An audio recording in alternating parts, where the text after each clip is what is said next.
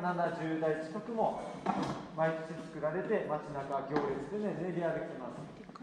一方、青森市に行けば形が変わって、よくテレビでね、入るのが青森ねぶたです。ラッセーラー、ラッセーラーってやってるところが青森市のお祭りになります。掛け声もまたね、違うんです。弘前はやーやどーという掛け声をつけながら練り歩くお祭りになります。地域によってこれだけね、形とか雰囲気も違うんですけども、もともとこのねぶた祭り、何から始まったかというと、農民の間でやってた灯籠流しから始まりました。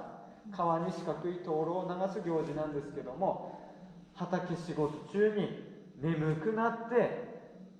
仕事がおろそかになったり倒れたりしないようにということで、眠気を灯籠と一緒に川に流して追い払う行事があったそうです。それを眠り流しと呼んでいるんですけども、津軽弁で眠いということをなまってねぷてーって言います。このねぷてーという言葉がねぷたねぶたのお祭りの名前の由来になっています。弘前ではねぷたと呼んでますけども、青森市ではねぶたと呼んでます。これは地域のなまり方でねぷたねぶた呼び分かれてるだけで、内陸来るとねぷた、海沿い行くとねぶたと呼び分かれています。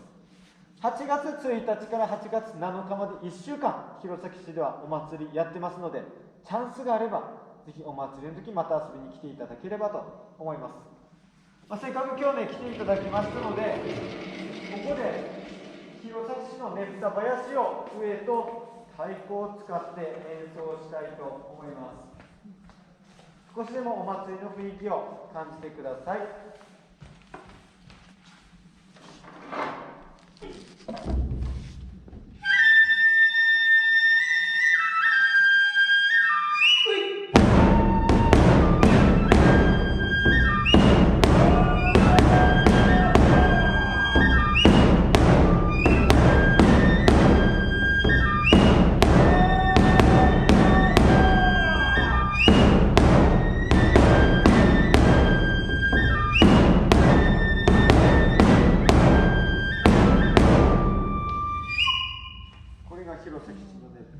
ありがとうございました。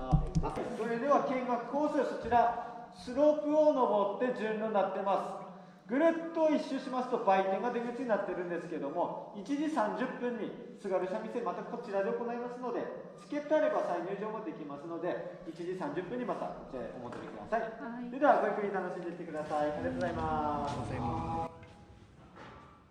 実際の祭りでもねぷたを回転させることで、障害物となる道路標識の看板とか道路狭いところは縦にして練り歩いていきます。あ、すみません。はい、これ今。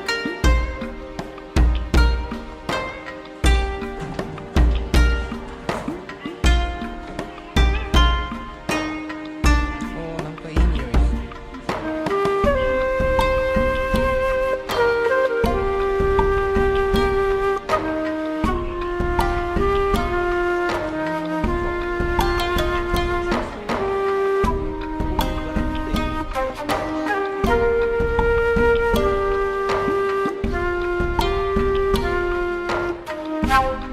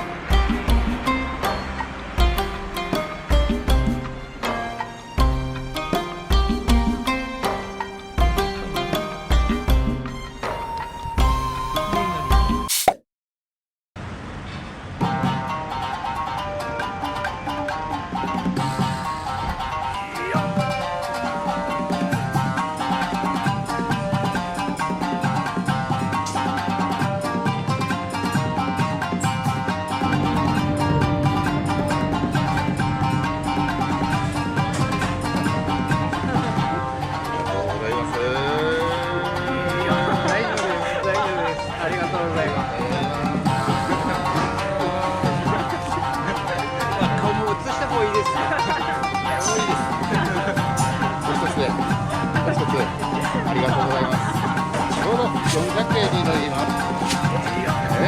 りがとうございます。ちょうど400円、上から下へ垂直に重力に比例して入れさせていただきます。